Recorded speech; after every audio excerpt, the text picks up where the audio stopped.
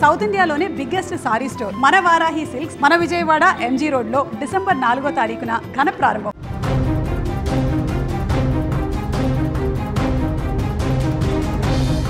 కొద్ది రోజులుగా తెలుగు రాష్ట్రాలలో రోడ్డు ప్రమాదాల సంఖ్య పెరిగిపోవడం ఆందోళన కలిగిస్తుంది. బస్సు ప్రమాదాలు కానీ, కారు ప్రమాదాలు కానీ, లారీలు కానీ, కారణం ఏదైనా కూడా ప్రమాదాల సంఖ్య విపరీతంగా పెరుగుతుంది. ముఖ్యంగా సుదూర ప్రయాణాలు చేసేటువంటి బస్సులు ప్రమాదాల బారిన పడుతూ ఎన్నో కుటుంబాలలో విషాదాన్ని నింపుతున్నటువంటి ఘటనలు చూస్తూనే ఉన్నాం. ఎంతోమంది నిండు ప్రాణాలను కూడా బలి తీసుకుంటున్నాయి. దీంతో రోడ్డు మీదకు వెళ్లాలంటేనే భయపడే పరిస్థితి ఇప్పుడు కనిపిస్తుంది. తాజాగా ఆదిలాబాద్ జిల్లాలో మరో ఘోర రోడ్డు ప్రమాదం చోటు చేసుకుంది.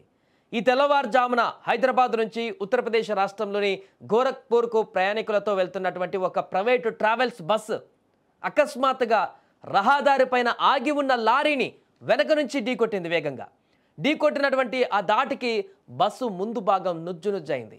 ప్రమాద తీవ్రత ఎంత ఎక్కువ ఉందంటే బస్సులో ప్రయాణిస్తున్న ఇద్దరు వ్యక్తులు స్పాట్లోనే మరణించారు. ప్రమాదంలో మరో ముగ్గురు ప్రయాణికులు కూడా తీవ్ర గాయాల పాలయ్యారు. క్షతగాత్రులను వెంటనే అంబులెన్స్లో ఆదిలాబాద్ రిమ్స్కు తరలించారు. అక్కడ వారికి మెరుగైన చికిత్స అందిస్తున్నారు. ప్రమాదం జరిగిన సమయంలో బస్సులో మొత్తం 60 మంది ప్రయాణికులు ఉన్నట్లుగా తెలుస్తుంది. తక్షణమే రంగంలోకి దిగినటువంటి పోలీసులు ప్రమాదానికి గల కారణాలపైన దర్యాప్తు చేస్తున్నారు. ప్రాథమిక విచారణలో తెల్లవారుజామున బస్సు డ్రైవర్ నిద్రమత్తులో ఉండడం వల్లే ఈ ప్రమాదం జరిగి ఉండవచ్చని కూడా పోలీసులు భావిస్తున్నారు. ఏదేమైనా కూడా మరొక భారీ బస్సు ప్రమాదం అనేది ఒక్కసారిగా అందరినీ ఉలిక్కిపాటుకు గురిచేసింది. చూసాం కొద్ది రోజుల క్రితం బస్సు ప్రమాద ఘటనలు ఎంత తీరని శోకాన్ని మిగిల్చాయో. కర్నూలు కానీ, చేవెళ్లలో కానీ, ఇంకా చిన్న చిన్న ఘటనలు చాలా జరిగాయి ఈ మధ్యకాలంలో.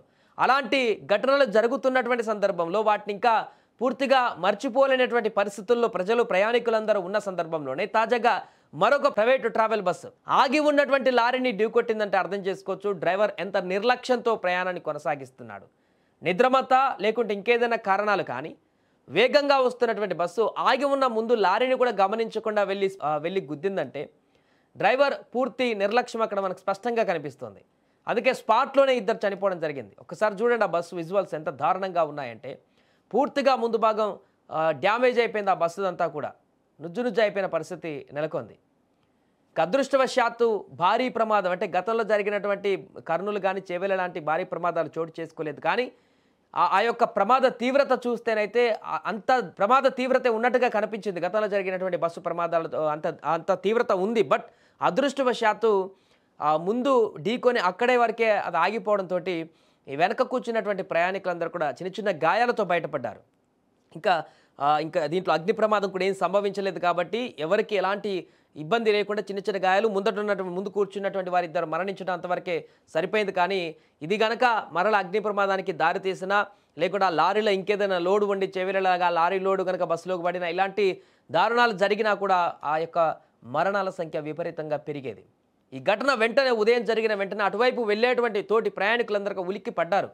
ఎందుకంటే ఈ మధ్యలో ఏదైనా రోడ్డు మీద బస్సు ప్రమాదం జరిగిందనేటువంటిది కనిపిస్తే చాలు అటువైపు వెళ్ళే వాళ్ళందరూ కూడా ఒక్కసారిగా ఒళ్ళు జలధరిస్తుంది. వాళ్ళందరూ కూడా గతంలో జరిగినటువంటి ఇన్సిడెంట్స్ని గుర్తు చేసుకొని అయ్యో ఏం జరిగిందని చెప్పేసి అక్కడ అటెన్షన్ ఆగి చూసేటువంటి పరిస్థితి నెలకొంది. అంత దారుణమైనటువంటి ప్రమాదాలు బస్సులకు జరుగుతున్నాయి ఈ మధ్యకాలంలో.